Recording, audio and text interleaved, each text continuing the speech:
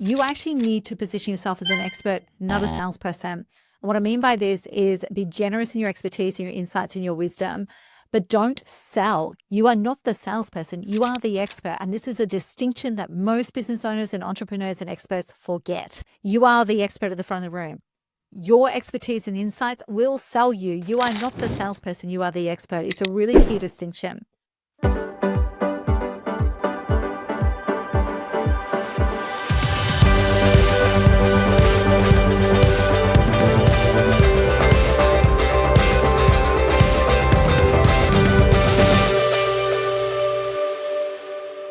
Hey there, welcome back to the Speaker Driven Business Podcast. And in this episode, I'm going to be speaking into, some of my philosophies and perspectives around what it takes to be a profitable speaker. I feel as though I'm in this season right now of yes and. If you listen to the last episode, solo episode where we talked about AI, I was very much about, I thought it was this or that, but actually it's a yes and. Now, what we're going to be speaking about in this particular conversation is being a profitable speaker. And there's a lot of yes and yet in the marketplace. And to be very frank, with most coaches and experts that you'll come across, it's an either or. You're either a professional speaker or you're not. You're either paid to speak on big stages or you're not. And the not usually has an element or a tone of you're not really a speaker. Now, the very first thing I want to point out with this is every professional association around the world who are participants and treaty to the global certification certified speaking professional, every single one of them, that certified speaking professional status is not just for your speaking fees on a big stage. It is also allowable revenue in the calculations. They take into consideration your work and your revenue as a facilitator and trainer and educator of your own proprietary content. Now, there are some parameters around that and some criteria around it, but my point is, even the most prestigious designation in the world when it comes to professional speaking does not say that all your revenue has to come from just big stage speaking. Now, some people use speaking to grow their business. That was the first 10 years of my speaking career, and it is going to be the entire career of some of the people that I work with. They're leveraging their speaking as the ultimate client attraction strategy. Others are using speaking as a business itself, which is the professional speaking, getting paid to be on stage, delivering keynotes, securing sponsorships, running breakouts, doing MC gigs. But here's the thing, the smartest speakers will have both. Now, that might feel like it's a bit of a risky statement. What I can tell you is that in COVID, those that rallied quickly and started to move through more swiftly were those who had absolutely set up their business to be able to have both. So today, what I'm going to be doing is breaking down the difference between speaking to grow your business and speaking as your business. And more importantly, how you can maximize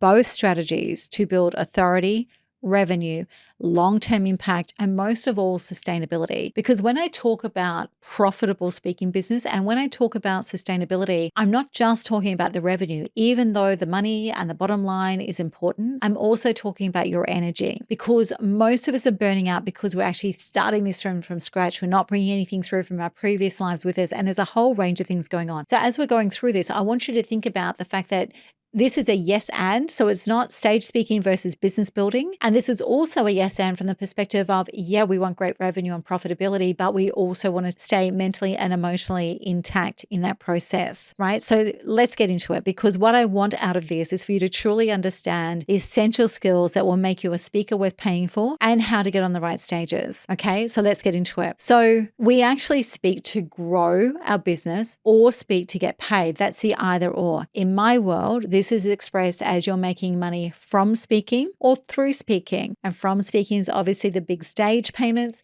and through speaking is actually using speaking to drive revenue and some other description. And this isn't just for entrepreneurs. We have a lot of charity and movement founders in our world who are using it to actually drive partnerships, to drive donations, to drive collaborations. So this is whatever money looks like for you in your world, right? So speaking to grow your business, who am I really speaking to? Well, I just mentioned movement, charity owners and founders and movement creators. It's experts, it's consultants, coaches, it's service providers, entrepreneurs and business owners who are using speaking to generate leads, land deals, and sell products and services. Now, here's the thing. If the only place that you ever speak is that a BNI chapter that you are a member of, and it comes around in the rotation. You have your 60 minutes every week, but 60 seconds, not 60 minutes, 60 seconds every week. But you also on rotation have a 10 or 15-minute segment. You are in this first category, whether you realize it or not, right? Then the other category is speaking as a paid speaker. So you're making money from speaking. This is professional speakers, keynote speakers, conference speakers, facilitators, media commentators, industry experts, educators, trainers, MCs, panelists, panel hosts who are paid directly for their speaking engagements. So that's the two that coexist almost side by side. So how do you know which one is right for you? Well, ask yourself this question. Do you actually want to speak to drive leads, sales, and opportunities for your business? That means you want to make money through. But do you want to be paid to be on stage as the expert and have that be the business itself? That is you're making money from. Now, what's really important with this is you may be doing one with a goal to get to the other, or you may actually be listening to me saying, I'm actually already doing both. Well, if you're already doing both, that is you are playing the smart game. And I'm going to show you how to blend them together. Because here's the truth. You don't have to choose one or the other.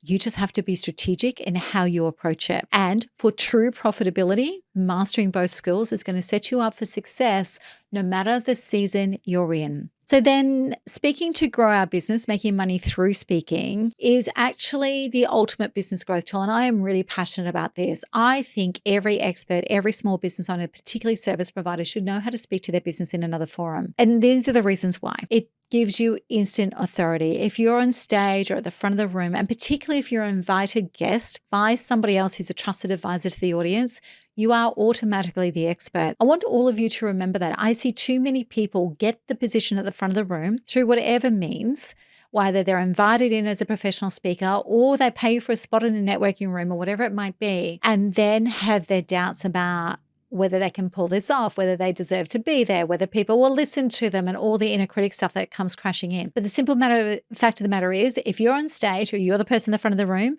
you are already viewed as an expert by those in the room. The second thing is it eliminates cold outreach. Your audience comes pre-qualified and interested. Now, those of you who are familiar with the red zone, gold zone, I talk about, you want people coming towards you saying, when you spoke about that, it reminded me of this. Have you ever seen? And those sorts of comments and questions. I'm very adamant that we don't want everybody coming towards us. And this is where great speaking is so good because it gets rid of cold outreach. You're in room speaking and the right people are coming toward you, right? It also leads to high value clients. If you're looking for the right buyers with high value, if you've got high value offers, it puts you in the rooms that you wouldn't actually get access to in LinkedIn, in Facebook, in Instagram, and all those sorts of places. Most of my biggest clients in my consulting days, I can directly track to speaking in a room that was not my own. Almost every single one of them. And I'm talking people who did 5-figure spends, people who did 6-figure spends, and people who over time did 7-figure spends. Every single one of them came from me speaking live in front of somebody else's room or from somebody else's stage. So if you're looking for high value clients, get good at communicating and speaking. The other thing is that speaking as a business owner creates additional revenue streams, events, courses, consulting, product sales, you name it. There's so many things you can do when you master the craft of speaking that actually can drive additional revenue streams for you. Now, what I want you to think about, we have an entire series of podcasts, 60 something to date, which takes you through how to structure. So I'm not going to give you the lowdown right now on how you actually structure a talk that converts clients, because that's all the way through this entire podcast series. So if you're new to our world, I would encourage you from the bottom of my heart to go back to episode 0 and start all the way through, because it will change how you deliver and create your presentations. So the first thing is you actually need to position yourself as an expert, not a salesperson. What I mean by this is be generous in your expertise, in your insights, in your wisdom, but don't sell. You are not the salesperson. You are the expert. And this is a distinction that most business owners and entrepreneurs and experts forget. You are the expert at the front of the room. Your expertise and insights will sell you. You are not the salesperson. You are the expert. It's a really key distinction. You need to build an engaging talk that demonstrates your value without you screaming and shouting at people how good you are. The biggest mistake you can make is to run your credibility role and always be talking about how good you are. Now, again, Our podcast series walks you through a lot of this. And if you are really interested in knowing how to do this, I can tell you right now that everybody in our programs, the Speak More Collective and the Paid Speaking Accelerator, which is about to open for enrollment, every single person in our programs understands this, and we actually teach you how to truly shape this so that you're not screaming at your audience, but rather you're walking through people's scenarios where they understand the value that you bring without you ever having to try and sell them. The other thing I want you to do is I want you to use the Golden Minute to connect with ideal clients post-talk. It's a specific strategy. It's a very simple strategy, and it will change your game and potentially add 6 and even 7 figures to your business. One of my clients in the US, Laurie, it added 7 figures to her business.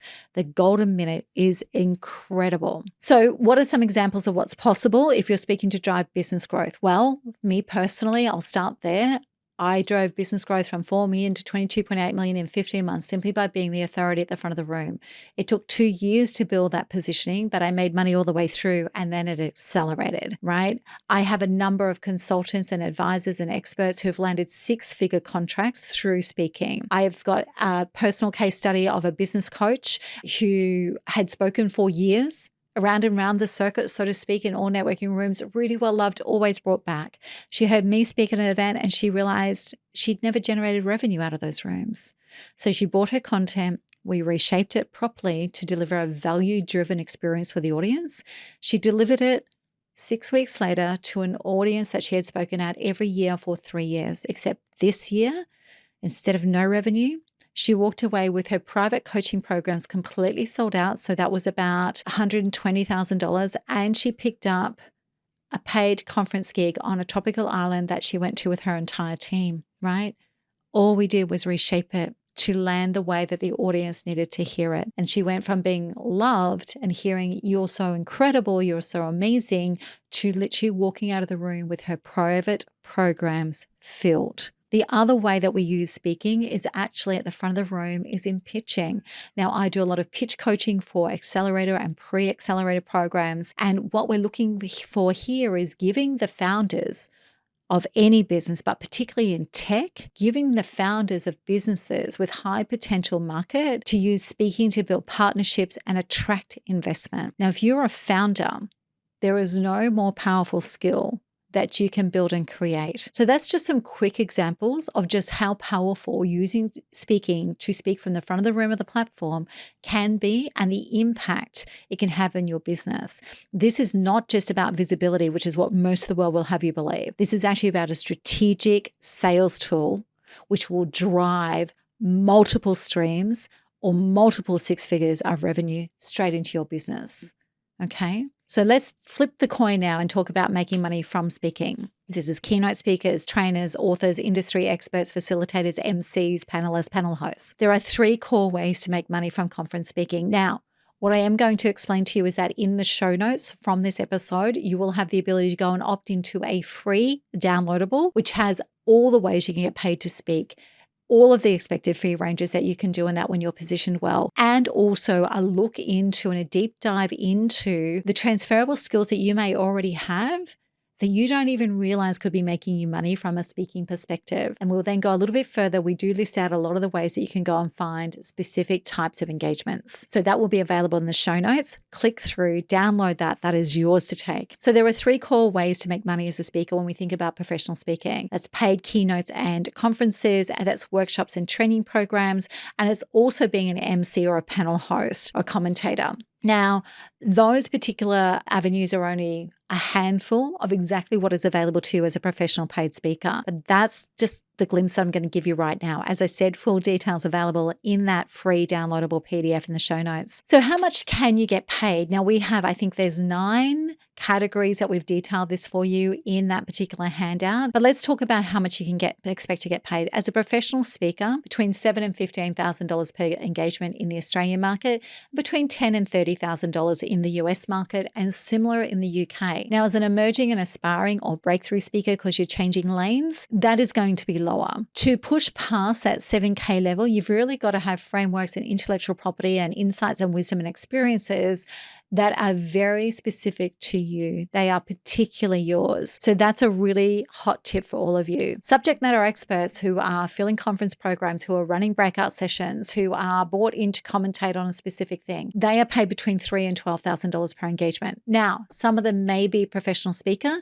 and some of them may be actually using speaking to drive their business, but subject matter experts are actually in hot demand and it's so overlooked, right? Now, here's a hot tip. If you're just getting started and you're really a subject matter expert, bring lunch and learns into your game. Lunch and learns, for example, at Big Fours, at the Big Four accounting firms globally, lunch and learns will attract a fee of between $1,800 and $2,500 just for going in and doing a lunch and learn. So if you're a subject matter expert, there are so many places to start. And so that's one thing to think about. If you're a breakout room facilitator, it's usually between $2,000 and $5,000 per session. Some days maybe per event. As a paid panelist, you can expect to get $1,500 to $3,000 per event. One of the things that I love to do is fireside chats, and that's usually between $3,000 and $5,000, depending on the event and the engagement that it's for. And then, of course, there's corporate training and workshops, which run, generally speaking, between $3,000 and $10,000. But I do have one client getting $15,000 per day as we speak. So that's all well and good, but what actually determines your speaking fee? There are multiple episodes that touch on this, but let's go there again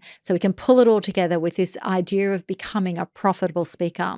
So here's the main elements that actually will determine that. Expertise and demand. The more specialized and in demand your topic is, the higher your fee. And it may also be that it's not your topic that's specialized, but the domain. And what I mean by that is the industry or the discipline. So keep that in mind. It can be your topic is quite niche and in demand, but it can also be your domain that is in demand and quite niche. The next thing is your speaking skills and presence. As an exceptional speaker, as somebody who commands a room, as somebody who engages a room and transforms a room, you can actually charge premium rates. And that's why we actually invest so heavily in the business of speaking and also in the craft of speaking. Super important. The other thing is your brand and your visibility. If event organizers see you as a must-have speaker, if event organizers see your content and believe it is perfect what they're looking for their audience, they'll pay top dollar. This is where your visibility and your brand, your core marketing assets and collateral really matter.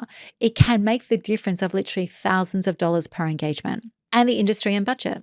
For example, corporates pay significantly more than community networks, and it all depends on knowing your audience. But whatever it is, whatever you're doing, to be paid well as a professional speaker, you need to position yourself as a premium speaker, not just someone who can talk well. And so many people come into this going, oh, if I can talk well and I can, I'm passionate and I talk well and I've got a deep level of expertise and it'll just all unfold for me and I'll just work it out as I go. No, you actually need to create a strong foundation. Your positioning needs to be incredible. Now, here's the crossover point as well. One of the first crossover points that we've got. We talk about positioning and your minimum viable launch and your minimum assets and your lean asset portfolio and things like that. We've spoken about that all through this series of podcasts. We talk about that for paid professional speakers. But if you actually wanted to create demand as a subject matter expert who's using the stage and the platform to drive their business growth, you should also have the same things in place because it's about brand, visibility, trust, social proof, professionalism. So it actually doesn't matter whether you want to make money from or through speaking, you need to actually get your positioning crystal clear and ensure that your brand and your visibility match that so that you're someone that can be trusted. Because anyone looking to book you, whether you are speaking for free or you're at the top of the game, you're getting $30,000, $40,000 and $50,000 per gig, anyone looking to book you, to put you in front of their audience, the number one thing they want to know is, can I trust you? And you telling them that they can trust you is not enough, especially if your professional footprint does not stack up.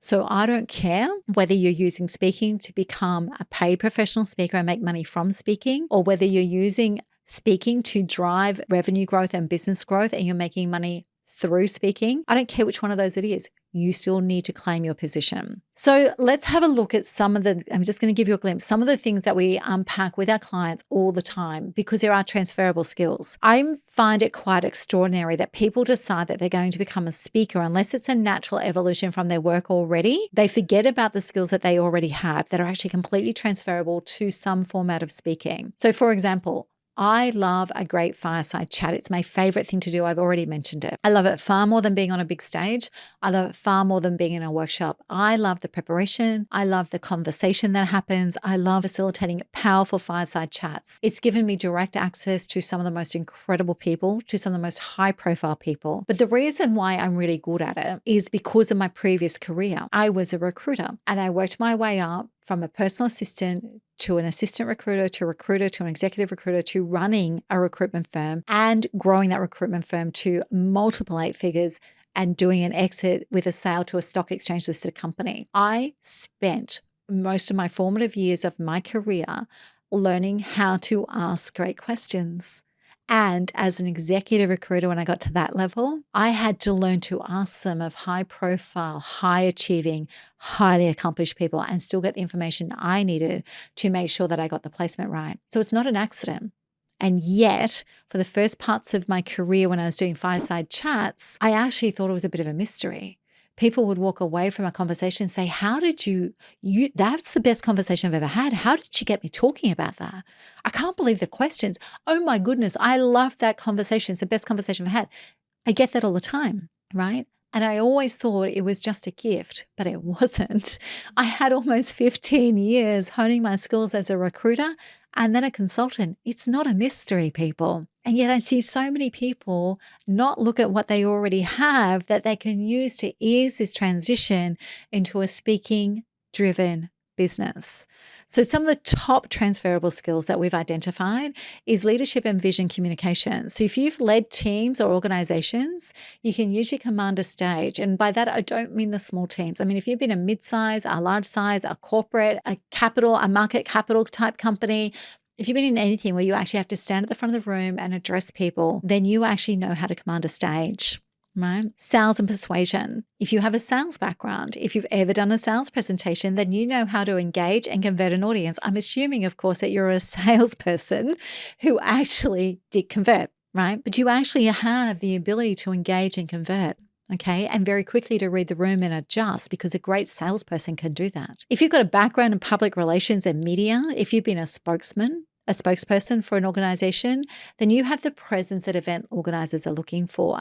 You are also not intimidated by crowds or status. And this is key. If you've got a background with teaching or training, literally, if you've educated people in any format, you already know how to deliver engaging content, unless you're one of those teachers that we all hated. But let's not go there. And also interviewing and hosting, which I've just been speaking about. So here's the thing. For most of you listening, you've got yourself hell-bent on these big stage engagements, not understand you have other things you can turn into speaking-driven revenue. Your existing skills can actually be repurposed most of the time into a highly profitable speaking career. What I find really fascinating with this is we do get obsessed with getting those big stages and having that status. One of my private clients I've been working with, what we did was we actually completely repositioned his positioning, and that just took it to next level. And in having these conversations around, what are your products and services? What is your product stream? How do we use that with our clients? One of the things that he came to realize was, yes, he loves big stage speaking, but he came to realize that he really loves facilitation with senior leadership, executive leadership, and C-suite teams. He really loved facilitation in those kinds of environments within organizations. So we shifted it a little bit. His business took off revenue-wise, satisfaction-wise. And the other thing that has also ironically happened is because he's always in motion in speaking in some way, shape, or form, he's starting to get noticed for the main stage gigs that he originally wanted. So I can't emphasize enough to think about where your transferable skills are, because maybe that's your better starting point. Maybe that can get you profitable quicker, right? It's really important. The other thing that will happen with that is you won't get the exhaustion and burnout that comes from trying so hard and not getting anywhere, okay? Now, let's talk about this. Let's wrap this out, because I mentioned as I opened that the smartest speakers actually do both. And we saw the evidence of that when the pandemic came crashing into our world. But also, full stop, the speakers who make the most money don't just do one thing. They maximize every opportunity. So some of the most highly paid speakers in the Australian market and in the US market, they may be $1 million plus speakers, absolutely. But then they have licensed programs. They have train the trainer programs. They have high level, high value consultancy and advisory services. They have so much other stuff going on as well that actually drives even more revenue into their business than their speaking, right? So the smart speakers do both. They were also the speakers who were able to navigate the pandemic with a lot more confidence and certainty that they were going to be okay. So we want you to speak to grow. And the ideal is that you get paid for it. One of the best examples I have of this, and I'm hoping that he'll be okay with me sharing it. Actually, he should be a guest on the podcast very soon, so he should be. But he is the founder of Solar Buddy, a charity here in Australia. It was founded with a $25,000 credit card off his kitchen table. Founder of that, Simon Doble, is very much an introvert. He is an incredible inventor. He is a philanthropist. He is a social entrepreneur, massive social conscience. And he created this charity called Solar Buddy. If you don't know about it, go and find it. And he realized to get the traction he wanted, he was going to have to learn to speak and to speak well enough to be a keynote speaker in corporates. Now, to start with, that was just to get the buy-in and the support and the partnerships for his charity. But if you want to hire Simon as a speaker now, he's exited the CEO role and he's a chair. But even before he exited the CEO role at Solar Buddy, you had to pay full professional speaker's fee because he became so good in the process that it became a revenue stream in its own right. And that is the ideal. We are working with a number of people right now who literally that's what they want to do.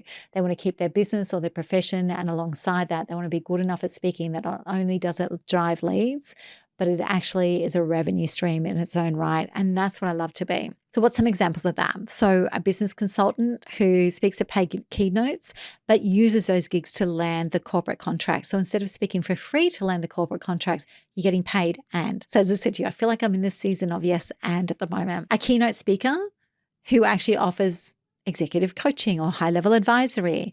A trainer who teaches through workshops, but also offers digital programs and digital courses. And so what the thing is here is you actually need to get to understand your audience, to get to understand your reason for speaking, to get to understand your strategic imperatives in your business, because you need to be able to discern when you should charge a fee, right? And when to leverage the speaking for business growth, or also for the first time you're leapfrogging stages. And what I mean by that is if you're going from general networking rooms and maybe rooms of 50 to 100 people, and you get offered your first main stage gig in front of 5,000 people, it might be a slightly lower fee, right? Because you're leapfrogging the stage and you want to be able to have the proof that you can do that. You also need to always have a next step. One of the things I say to people all the time, and it's not about selling from stage. And if you do that, I'm going to find you and I'm going to haunt you. This is about making sure that your world is set up in such a way that if they fall in love with you, there is somewhere for them to go to get a piece of you. Now, for some of you, that is selling a book at the back of the room afterwards. For some of you, it is the conversations that you have. For some of you, it's taking them into their programs. But if someone hears you on a stage and they fall in love with you and they want more of you, where are you taking them? Okay, now, as I said, that is not about selling from stage, but what's next for them? Where are you taking them? If people put their hands up and say, I want more, what does more look like other than you selling in another speaking gig? So this is where the optimization of being a profitable speaker really comes into play. It has to be a strategic approach. You have to understand what it is that your audience wants with the problem that you solve better than anyone else in the world. And you need to actually create the mechanisms that allows them to stay in your world, and also then over time will improve your profitability, will improve your margins, right? So every time you speak, yes, as a paid speaker, and yes, as a subject matter expert, we say it's the trifecta. It's, every speech leads to 3 more speeches. Every speech leads to 3 significant pieces of work or partnerships. Yes, that is part of it, okay? But what is it that you can generate beyond the stage? And where are you taking people when they fall in love with you? Because here's the rock solid proof.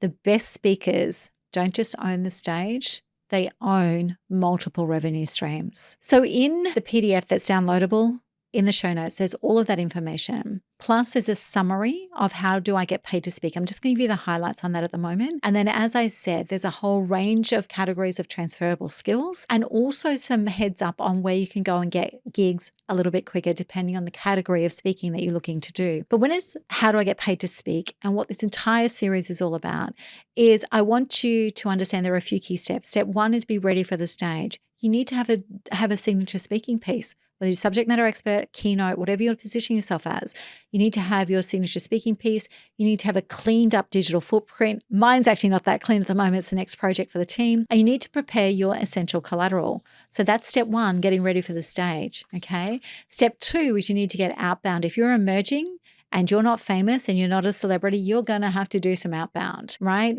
And step three is be so good that every time you speak, someone wants more of you. If you can actually think about those three key principles, choose how you're actually going to build and drive your speaking engagements, then no one can stop you. If you also combine that with thinking about your transferable skills and what your best starting point might actually be, then you are going to shorten the pathway to the destination of being a profitable speaker.